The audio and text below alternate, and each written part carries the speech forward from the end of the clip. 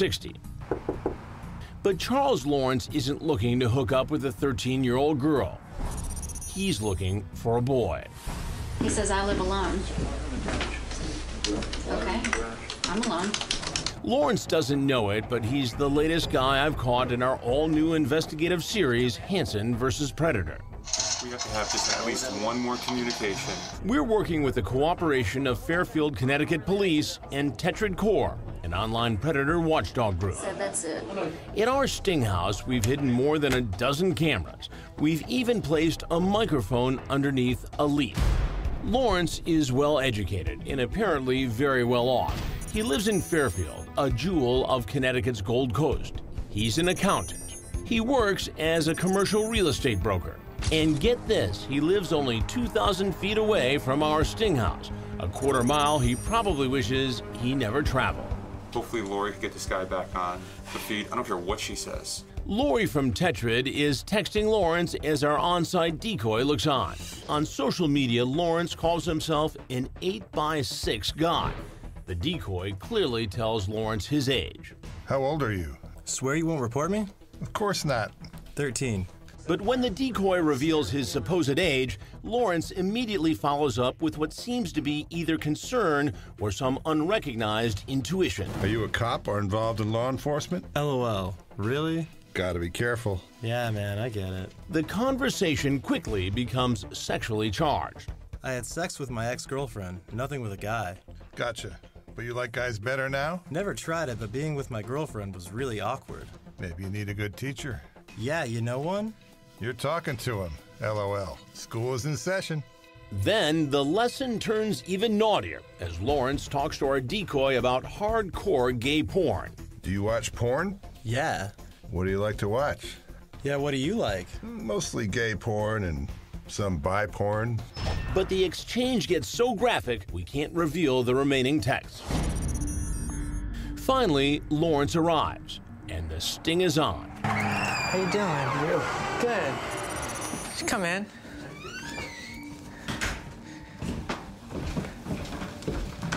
Oh, the lights on. I know, it's getting dark out. It's supposed to rain, it's a hurricane. You want something to eat? No, I know. You can take a seat. Well, you want a drink? You want some water? Yeah, that'd be great. You want water? Yeah. So how's your day been so far? Good. Yeah. There you go. Some water, Doc. So did you bring anything? Oh, I have it in the car. You have it in the car? But before he can retrieve something from his car, Lawrence is about to get a big surprise. No, Chris. And if he thinks he's in for a shock, so am I. What are you doing here? Something strikes me. It looks familiar. And what cops say they found in his car that will turn your stomach.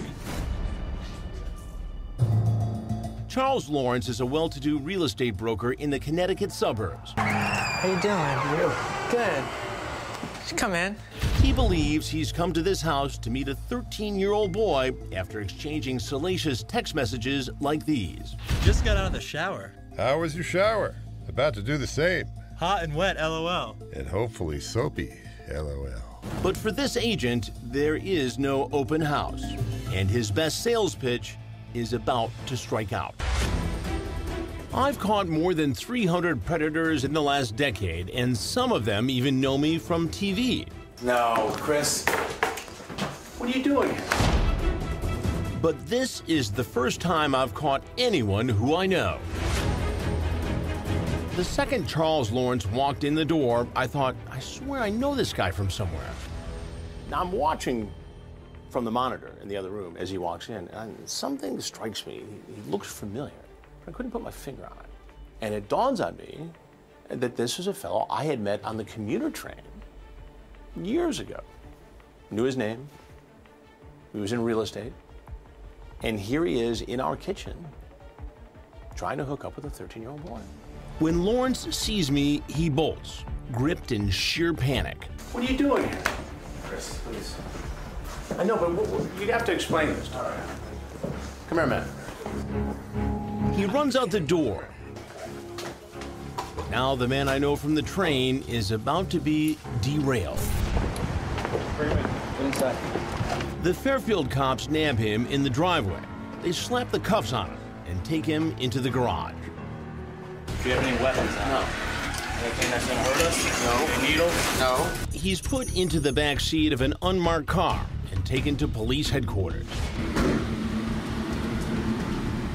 At the station, he tries to hide his face with a hoodie, but there's no escape from our cameras. The Fairfield police chief gave us rare access in the back rooms of the station, so you can see the booking process up close. Anything you say or statements you make may be used against you. Lawrence empties his pockets and cops frisk him. They take his mugshot. He's fingerprinted, and he gives his consent to allow cops to search his SUV. Want me to, I'll do this side? Yeah, that's fine. Okay. Cops find cigarettes, condoms, and a gay porn video called Seattle Bareback Boys. Lawrence is taken into the interrogation room. He signs away his right to remain silent. You know, I mean, Chris Hansen is actually, I know him, he's a friend of mine. I commuted on the train for years. And that's more of an embarrassment than anything. I've seen Chris's show before, so I understand you've seen Chris's show before, and unfortunately, this is the way this is played out. No, Chris. When you meet Chris Hansen in the kitchen, there's no way. Is it your understanding you were going there to see and talk to a 13-year-old? No. No. Okay. Well, that's kind of why. That's kind of my intention at all. I would never do that. But the detective tells him he had to know he was doing something wrong. There would be no reason for you to ask this then. Right. Are you a cop or involved in law enforcement? They respond back, laugh out loud, really? And you write back, gotta be careful. Right. I would never. They write back, yeah, man, I get it. So the problem you're gonna have with your explanation is if you thought legitimately that the person was 18 and you thought that you read the number 18, at that point, from what you just said in your mind, you're really alleviated of any concerns about dealing with a minor or anything like that. Not true, because again, people could say they're 18 and they're not. But you didn't say that. You just asked after finding out, after the age was written, which was 13, you're claiming 18. After Right, that number was written, Yeah. you move forward with some other back and forth, which I can read. I'm looking to get away from that. Okay. But then you clearly write.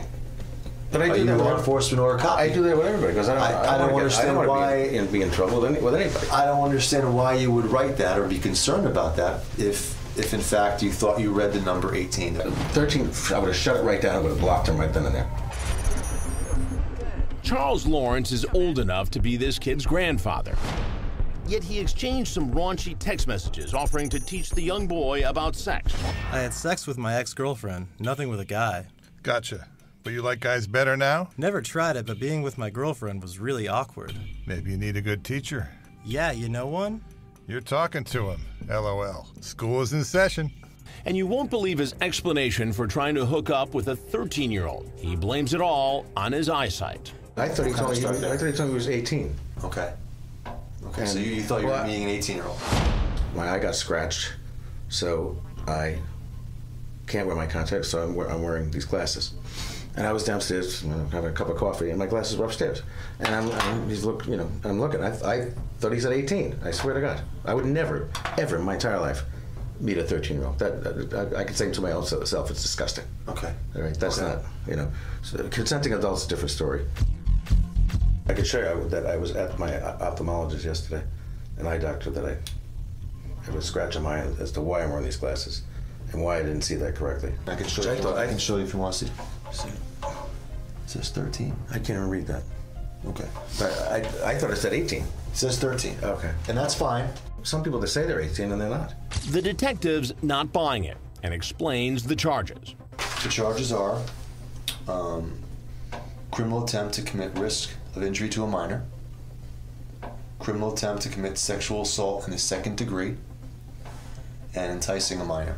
The bail is set at $75,000. Lawrence decides not to fight the charges. He pleads guilty.